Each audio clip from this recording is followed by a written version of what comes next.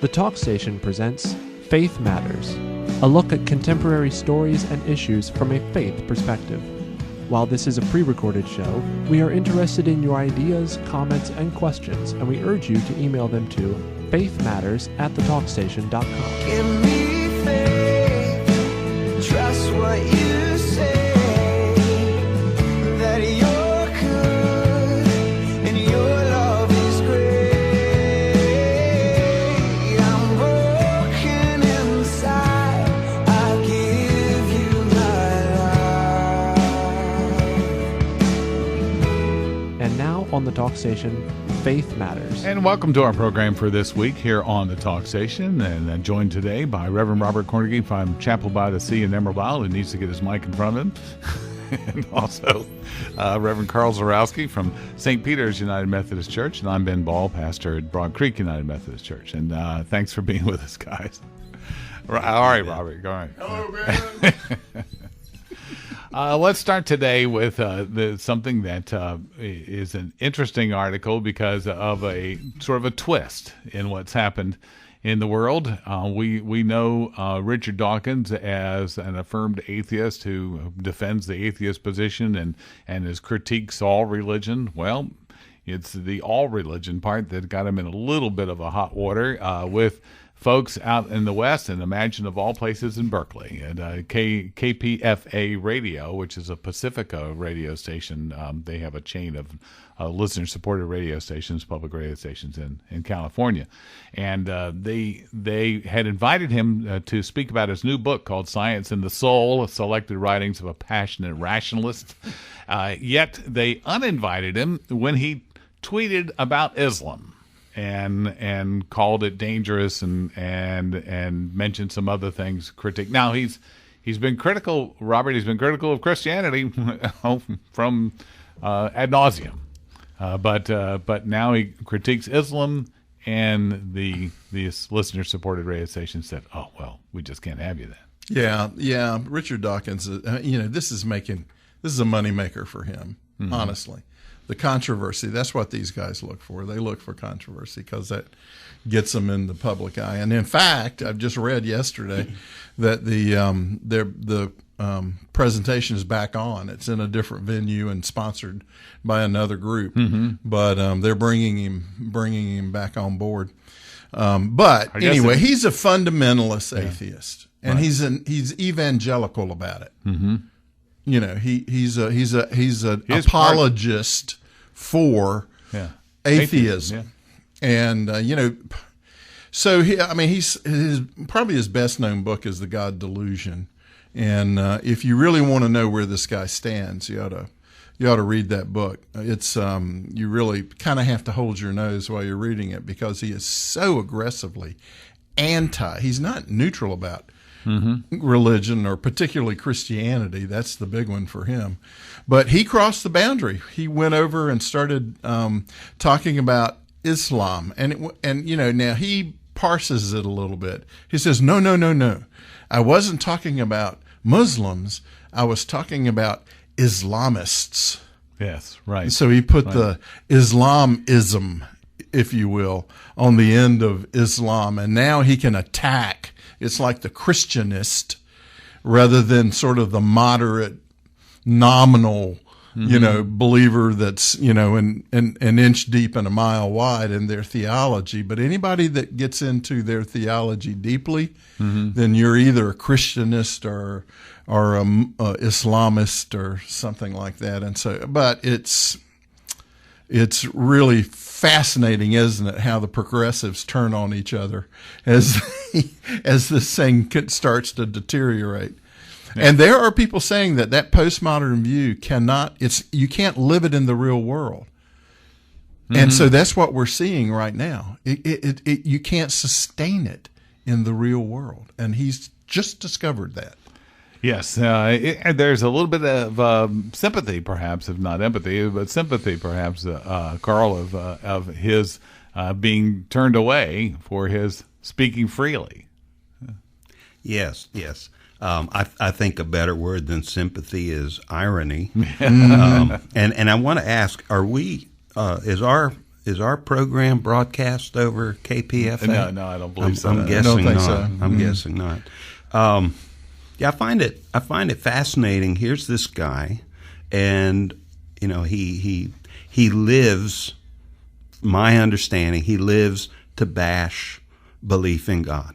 He lives to bash Christianity. As you mentioned, he's an apologist for atheism. Okay, and it's okay for him to do so, to bash Christians.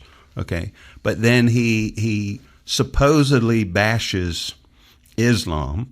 And this radio station that was perfectly okay with him coming is now all of a sudden not okay with him coming. And I think that he is he's having to swallow a bitter pill over the fruits of his labors. Here we have Berkeley again, the center of non-free speech. This is how many people have had speeches canceled for being offensive. Offensive to someone, offending someone. And back to the irony of it. And he brings it out himself in his letter to Berkeley, to this station, where he says, I used to listen to you when I was at Berkeley. This guy's from Britain.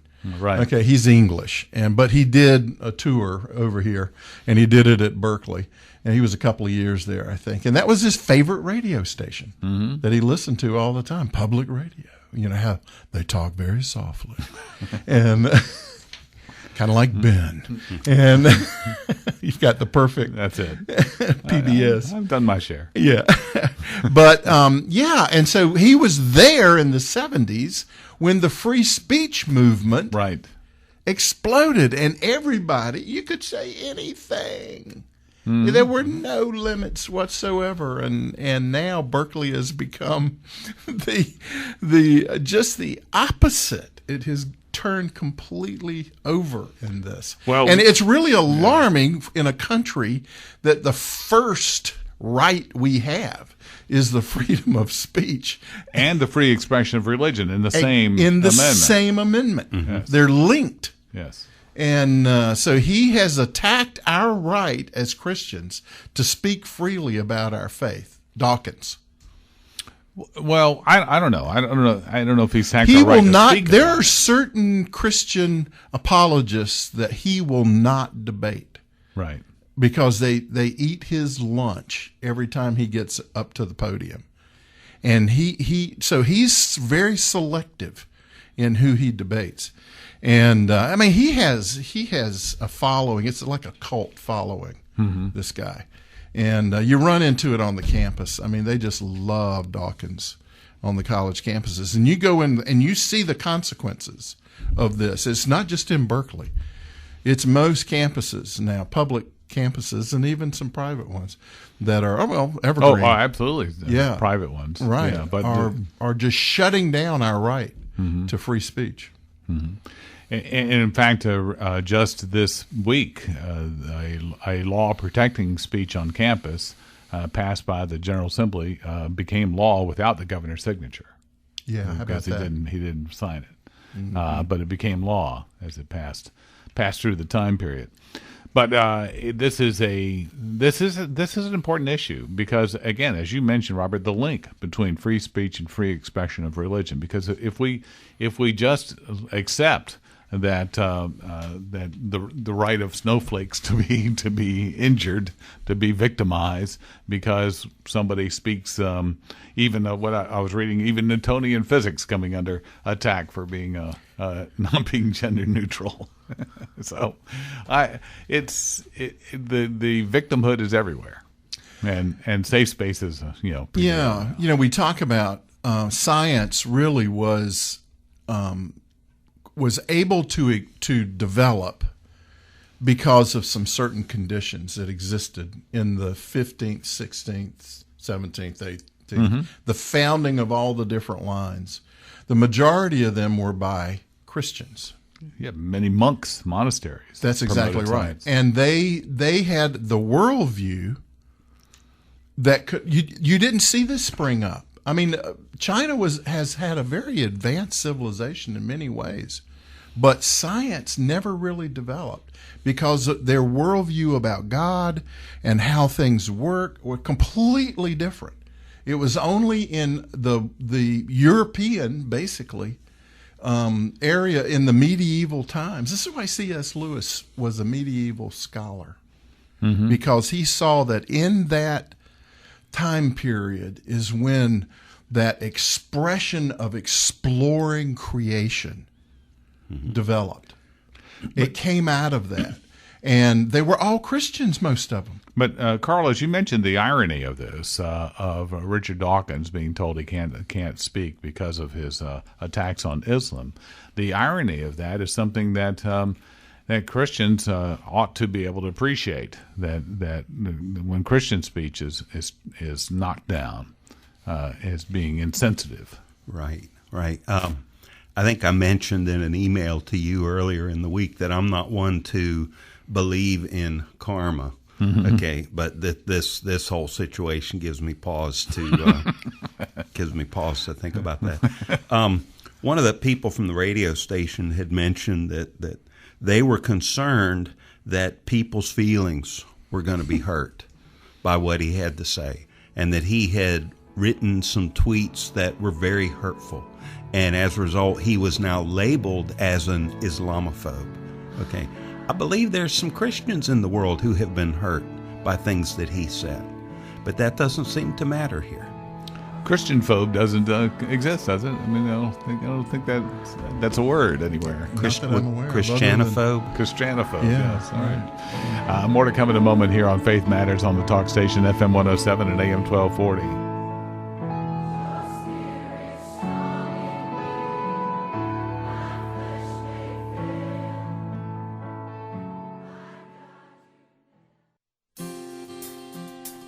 And welcome back to Faith Matters here on the talk station, FM 107 and AM 1240. And I'm Ben Ball, along with Reverend Carl Zarowski and Reverend Robert Cornegy. This next article is painful even to think about.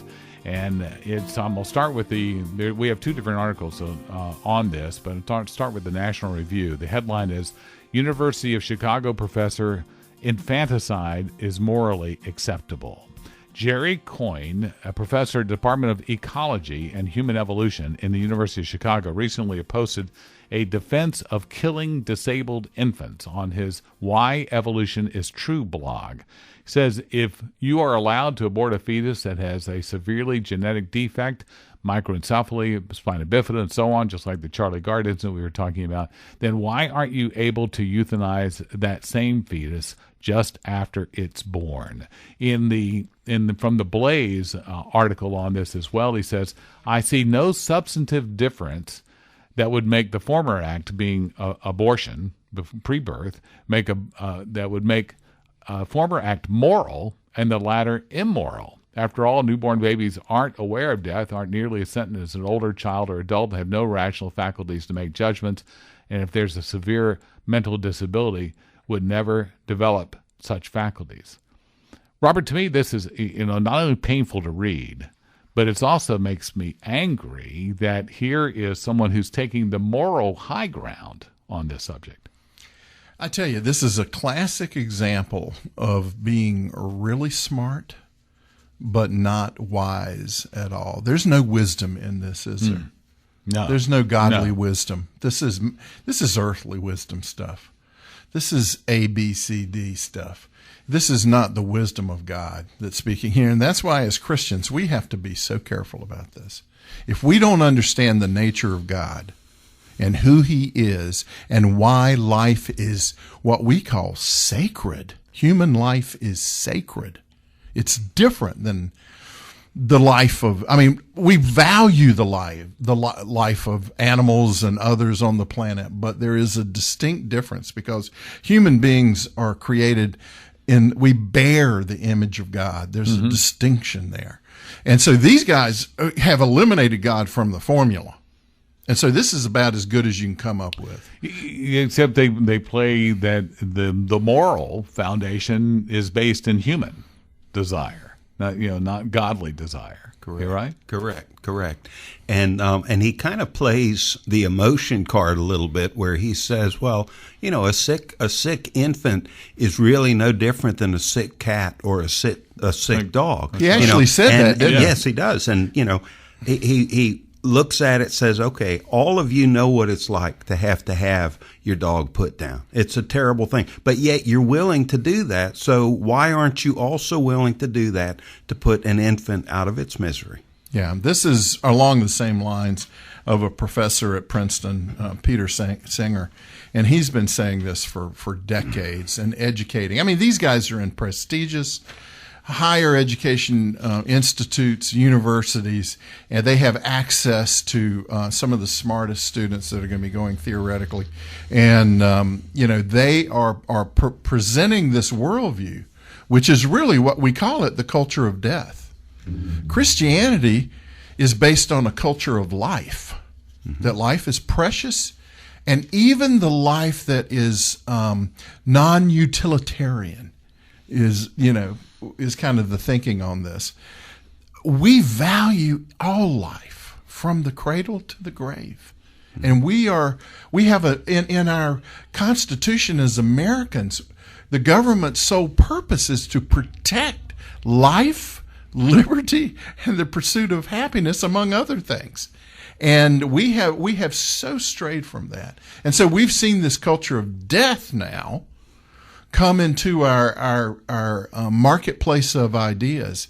And we're seeing that if we don't have a good response, if we're not able to give an answer to these people and give a clear response, then their ideas are gonna hold place, because they have their apologetic together. We need to have ours together, our defense of our faith. The National Review opinion piece says that Coyne later tries to put a positive spin on his argument by asserting that changing views about euthanasia are the result of a tide of increasing morality in our world. A result of a tide of increasing morality. He considers it the historical tide of progress that led to that. Instead, Carl, we would say this is the moral decay of humanity, not the rise of morality. Yes, it's exactly the opposite. I agree with you, because we do, as Christians, as Robert said, we believe that life is sacred. Life is a gift that was given to us by God. God breathed life into the first man and woman. With euthanasia, well, we're just saying life is something that we can choose to keep or to throw away. We're in a world now where you have a cell phone and it's an amazing device, but when it quits working, do you get it fixed? No, you throw it away. There was a time when you took your television to a repair shop. What do you do now? You throw it away. So if there's a person and there's something wrong with them, what do? Well, you just throw it away. And then the whole value of life is nothing. That's a powerful analogy. And, there are a couple of scientific and theological errors that these guys are making. Scientifically, they are basically saying that the body and the soul, if they even use those terms, some of them are starting to use it now, but the sentient part of us, the thinking part of us, are separate. Yeah. They're distinct. And Christianity doesn't say that. We have a theology of the body of how we are bound to us, our physical nature. Now it's changed. We know one day it will be changed. The corruptible will be made incorruptible, but it's still us. It's part of us. And they don't get that at all. And so now we're seeing a consequence of this is that your gender is no longer associated with your biology, body, mind. They're two separate things. And this is a consequence of this kind of thinking. It's a perversion of the truth. The opposite of truth is false.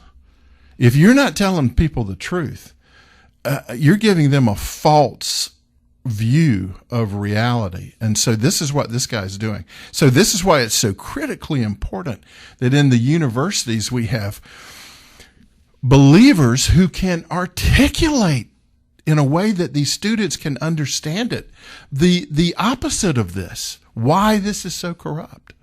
We have to be able to do this. I've been watching the first season of The Man in the High Castle, which is a program that supposes that Japan and Germany won the war, Second World War, and Germans occupy the eastern half, and Japanese occupy the western half, and there's a neutral zone in the middle Of the United States. Yes, but an American-born German officer now, and this is now in the 1960s. Has just learned that his son has a crippling disease that will leave him crippled for his life, and that it's going to become a progressive crippling disease. And now the law of the land in Germany is that they be put to death, Right. because they're of no use to society. And now here, I've just gotten to this point now, that here he's going to has to grapple with that now moral conclusion based on exactly what this professor is saying. They're of no use That's exactly right. to society.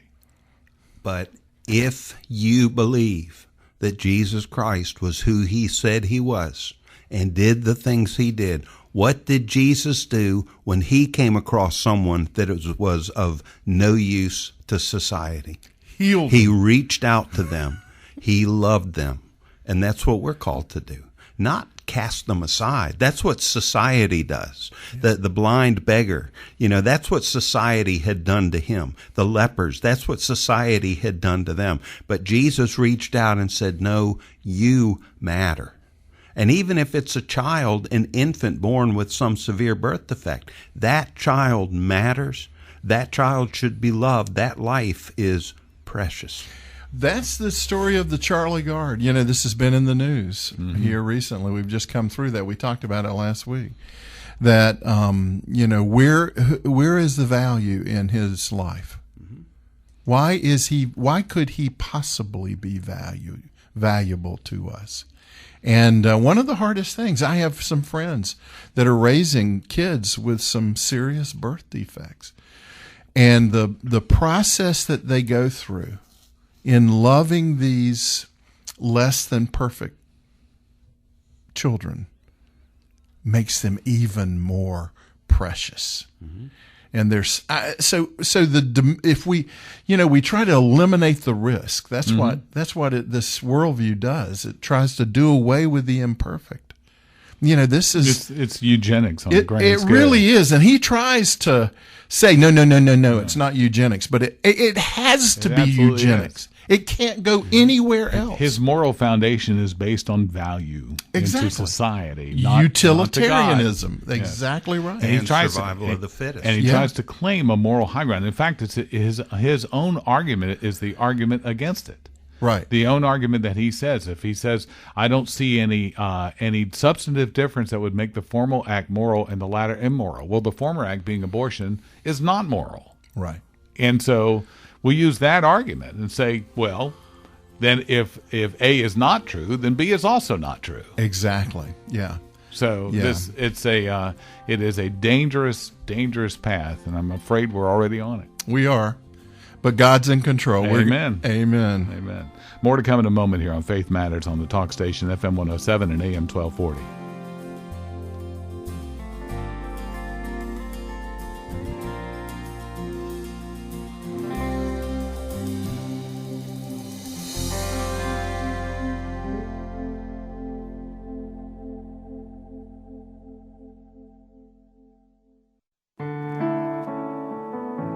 Welcome back to Faith Matters on the talk station, FM 107 and AM 1240. And I'm Ben Ball, along with Reverend Robert Cornigan and Reverend Carl Zarowski, as we talk about other items of faith in the news. This one, a little bit different. Not many of you would have seen this probably, but it's from the Christian Post. The headline, article written by Stojan Zamanov, says that the young Laos Christian tied up, savagely beaten by family, but still chooses to follow Jesus.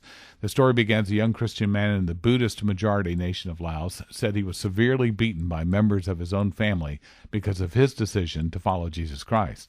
Open Doors USA shared on Monday the story of Chow, a 20-something who had to escape the tyranny brought on by his own family because of his conversion to Christianity. The quote from him is, "One day my brother and uncle came to me and lied to me. They invited me to go to their house, which I agreed to without hesitation. Little did I know that when we arrived at my uncle's house, they would beat me and tie me up with a rope. They told me that I needed to return to my old faith, and they would continue to beat me. They bound me with a rope and with my hands behind my back.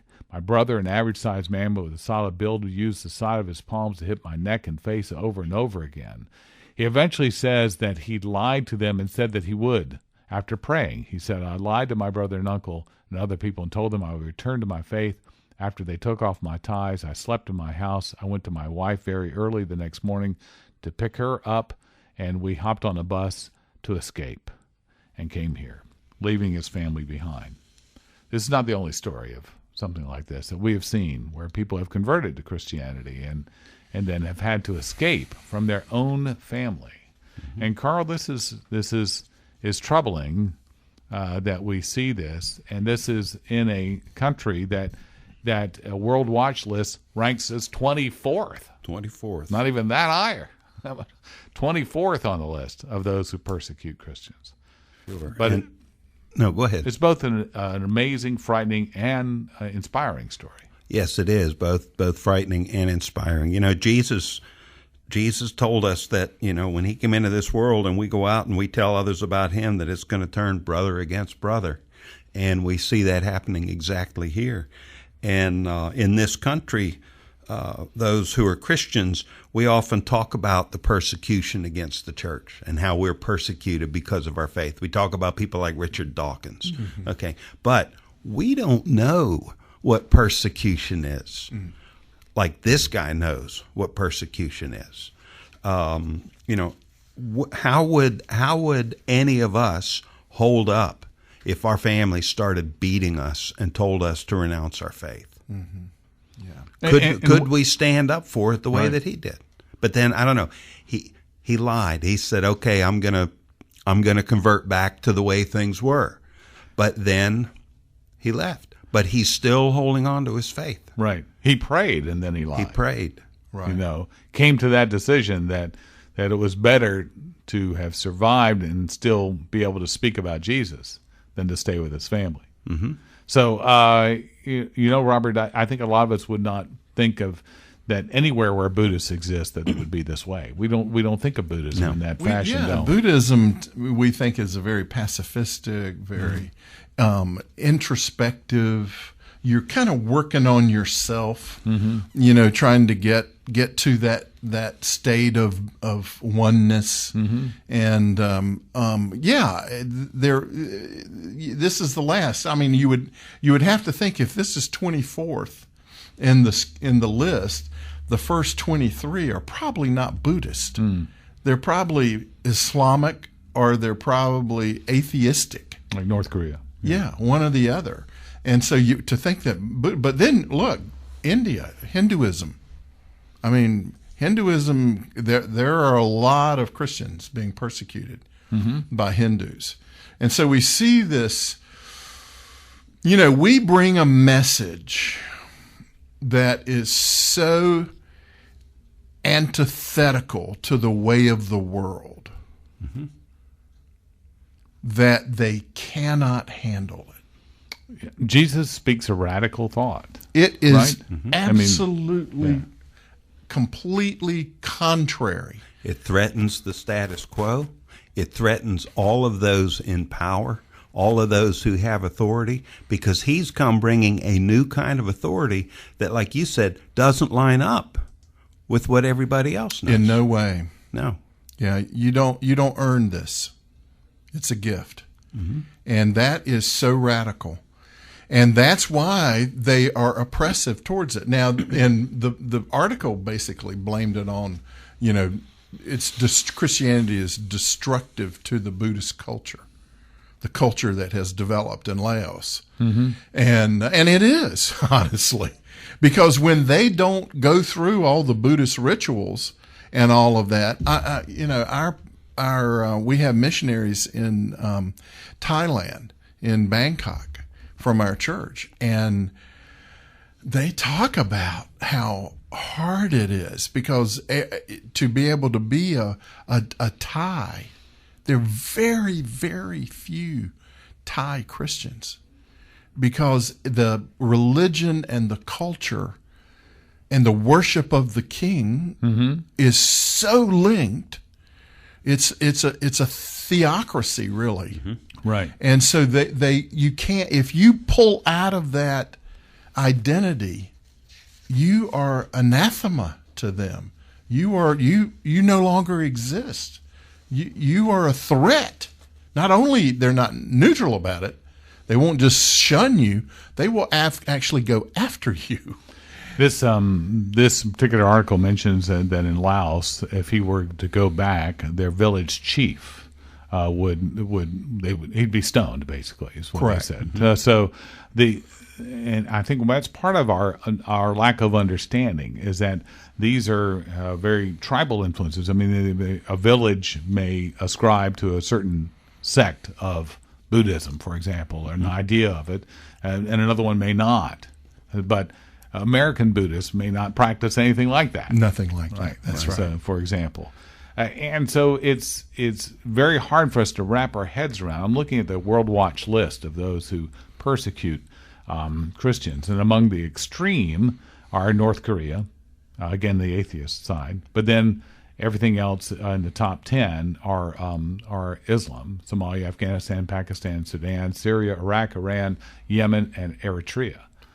So you see that, and you even have things that you would not understand above Laos, even places like Saudi Arabia or Egypt, Ethiopia. And then Laos comes in there. You know, they came up, missionologists back, 3 or 4 decades ago, came up with this whole idea, maybe 3 decades ago, of the 1040 window. Do you remember that? Right. That and it's talking about a set, the latitude, I guess. It is latitude and longitude, and that window. There's a strip going around the world where Christianity there is overt hostility towards the Christian witness. I mean, you are putting yourself in harm's way when you go there, and so many of the missionaries that go kind of incognito. They go do English as a second language training, and then covertly they have underground churches, and they'll have home churches, and in China that's a lot of that growth has happened because of that. But that 1040 window it's the poorest, the most oppressed, and the hardest to reach. Right. And so the strategy was 30 years ago that to target that band around the below the equator or above, and that's where most of the missionary effort was being focused into that area. Right. And we've also seen now in that area, and maybe just a little south, we see the rise of Christianity, Pentecostal Christianity especially, is growing leaps and bounds in some of those areas. But some of those areas now are producing missionaries to come to the West. Right. And when they come, they get disappointed by the lack of commitment on part of Christians in the West. Here's this guy is willing to leave his family. He went through a beating. He's escaping with his wife and making the trek, which isn't going to be easy in and of itself, making the trek to try and get to a place where he can be free to express his Christianity. Right. And what he may find is lukewarm Christians on the other end. Right. And there was another story in this article about a man who he prayed over a Christian woman who was sick, and the authorities arrested him because the government had not given him a permit to pray over her. And they imprisoned him, and he was diabetic, and they denied him his medication, and they just watched him die. Right. That's persecution. And the fellow we talked about at the start of this segment, he knows that could very well happen to him, that same thing. But yet they're willing to stand up for Jesus. They have a theology of suffering that we don't know about. Right. We have lost it. We don't know what it is to suffer in this country. And they actually thank God and praise God that they can suffer as Christ suffered, to share in his suffering. Paul talks about this. Right. That this is part of the process. To die with him and to rise with him. Yeah, exactly. And they don't, it's the last thing we want to do. Right. We'll do everything we can do to escape suffering. And where they actually are they have embraced it as part of the Christian experience. Well, and part of Not that we're asking for this, but that's why we have to be so sensitive to this issue as world Christians. Jesus said in the parable that the one who found a rare pearl was willing to sell everything to acquire it. Right. And whereas we were hoping to talk them down in price, Negotiate it, haggle. Sure. We want cheap grace, right? Not expensive one. We'll have more to come in Faith Matters here on the Talk Station, FM 107 and AM 1240.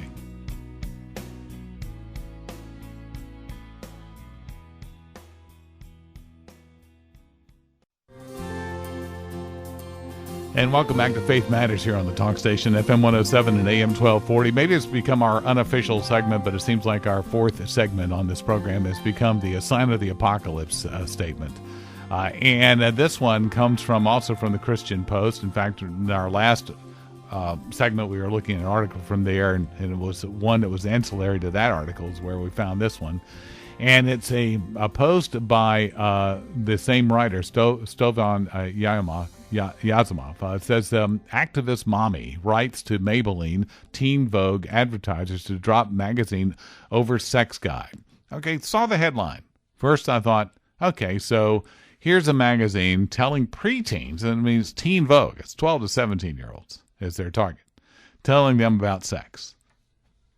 And more. The Activist Mommy Facebook page, run by conservative Christian mother, has started a petition letter to Maybelline and other advertisers to drop Teen Vogue magazine over its controversial sex guide article targeted at minors. And it says, the mommy writes here, and Madeline Chambers writes to Maybelline, says, or addressed to Madeline Chambers of Maybelline, says, I'm sure that you're aware of the controversy with regard to Teen Vogue magazine and their recent internet article entitled Anal Sex, What You Need to Know, How to Do It the Right Way. And I'm thinking, oh my goodness, are they really? Is this really going out into a national magazine? And so I Googled Teen Vogue, and there it is. I was just, this is the sign of the apocalypse. Yep. Please, Jesus, please come now. How can a magazine aimed at 12 to 17-year-olds anywhere find this acceptable? Well, as a dad of a 13-year-old girl and a 10-year-old girl, this scares me to death. I mean, it really does. I mean, cancel their subscription. They don't have a subscription. They're not getting a subscription. That's right. Okay, I think Guideposts is going to work in our house. But my wife and I, we do everything we can to teach our children right and wrong. We do everything we can to get them to understand that God loves them, that God has an absolute truth, that God has a plan for their lives, and they go grocery shopping with my wife. Okay, these magazines are sitting right there at the checkout. Right at checkout. Okay, where they're going to see it. I don't want to have to answer these questions to my kids. And if Teen Vogue is publishing this stuff, and I could say, well, my kids don't read Teen Vogue. Guess what? Other kids at school do. Okay, and this is going to end up coming up in conversation. It's on the internet, this article, on their website. Yeah. So, and I don't know how many hits this thing has gotten Well, since I know it's gotten so publicized. It's gotten at least one because Ben. I didn't even want to show up in my search engine here. But Yeah, exactly right. Yeah, because then everything changes Yeah, that's in right. your when you're the ads online. I'll start getting, yes. Yeah, this is that cascade. there is a fallacy called the slippery slope fallacy, but there's also a thing called the slippery slope, which is true. And the reason that's a powerful phrase to use is because it's we're talking about a cascade of consequences from ideas. And when you have the idea that there are no boundaries, that sexuality and that preteens and teens should be sexually active. They have, this is a human right that they have. Yeah. In whatever form it takes. Right. Should be. There are no boundaries. And this is what is driving the sexual training in our public school systems, most of them. There are a tiny fraction, but the majority of them are pushing this agenda that you need to be sexually active, and that anything goes, even to the point of this kind of stuff, and that it would be in a teen magazine is really, as you said, Ben, this is our sign of the coming apocalypse, because we have unleashed the beast. This is awful, and the consequences of this, the unintended. They know exactly what they're doing. This is a marketing plan. I'm sorry. Oh yeah, sure it is. It is a marketing plan. It's for getting kids using contraceptives and going to abortion clinics, and that's the solution to these things. Now, we began the show defending free speech, but this mom here is also understands that it's a marketing plan and is trying to use economics to sway them to do elsewhere. It's a boycott. So to pull a sponsor boycott. If sponsors will pull their advertising out of it, maybe they'll take it off their website. Of course, it'll already be out there and shared. But still, it's the idea is that she's not attacking that some institution should come down and say you can't print that, but instead saying let's not give it any support. If it's going to be a voice, it's going to echo in a canyon and not be received. So that's also is to be recognized here is that how she's attacking this. Now the representative from Maybelline says that they certainly have had a lot of response. Said I've had overwhelming support and overwhelming hate. A number of conservatives have strongly condemned the article, which billed itself as just the facts. As parents and grandparents, regardless of one's faith, we shouldn't stand by and let this kind of trash be pawned off on our children, wrote Franklin Graham. And again, you have to admire that he is also going to not only couch this in terms of faith, but said regardless of faith, this is just harmful. That's exactly right. This is aimed at children. Children are children. There has to be an adult in the room. I'm sorry. Kids do not have...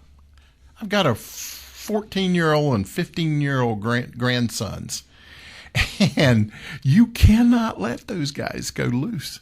You've got to watch them. Now, you do it carefully, but you have to put a guard on that thing because they don't have the boundary thing. It's just not there, the safeguards. And so, we as the adults in our culture need to be able to speak into these things. And I agree, it needs to be addressed powerfully. And thank goodness for this mother that is standing up for her children and ours as well. Well, let's think about this a minute. Teen Vogue is Vogue magazine for teens. Right? The reason they have this out is so that when the teens get older, they will read Vogue. Okay. Correct. Sure. I don't subscribe to Vogue. Okay. The only time I've ever read one was in a doctor's office when there was nothing else to read. Okay. And what I see in there is, say the magazine is 100 pages long. I see 20 pages of stuff that's not advertisements for stores, clothing, Fashions, yeah. makeup, fashion, all this stuff. So all this is to help sell products. Okay, the advertisers are what make this magazine work. Okay, if enough people stop going to these advertisers, okay, like Macy's is one of the advertisers. Yeah. Maybelline, is Maybelline huge in the makeup industry? You think? Oh yeah, yeah. I'd be interested to see if Maybelline or Macy's takes a hit, like Target took a hit a few years ago when they took a stand on an issue. You know, I'd be curious to see what's going to happen here. Well, the thing is, it's only the word on that is only going to be promulgated through free media and through a few conservative outlets. Correct. Correct. This isn't going to be headline news anywhere. No. So Unless it gets to the point that it actually starts affecting. affects the stock market. Yeah, stock that's price. right.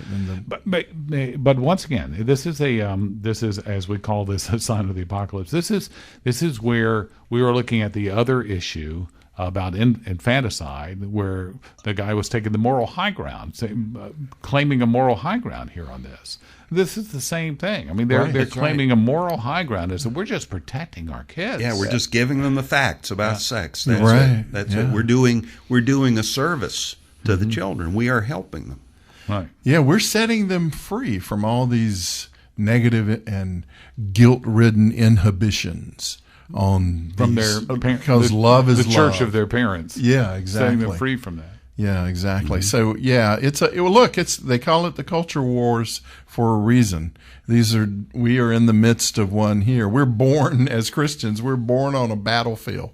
We are constantly in the process of, standing against, putting on the armor of God. You know, our weapons of warfare are not carnal. They're not of man. They're spiritual. They're from the mighty God, and so we have ways to resist this. And in that same vein, we are not battling here against Maybelline. We are not battling here against Teen Vogue. We're battling against Satan. Powers and principalities in high places. We thank you for joining us today on Faith Matters, and I'm Ben Ball, along with Reverend Robert Cornigan and Reverend Carl Zarowski, and we hope that you'll join us next week for more Faith Matters on the Talk Station.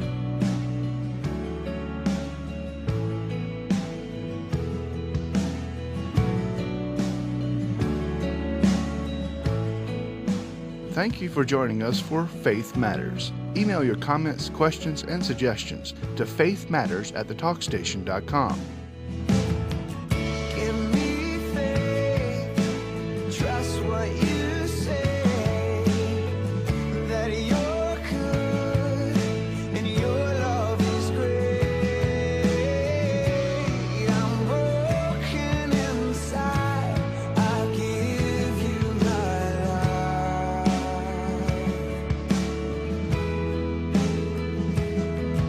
Give me faith. Faith Matters is a production of the Talk Station.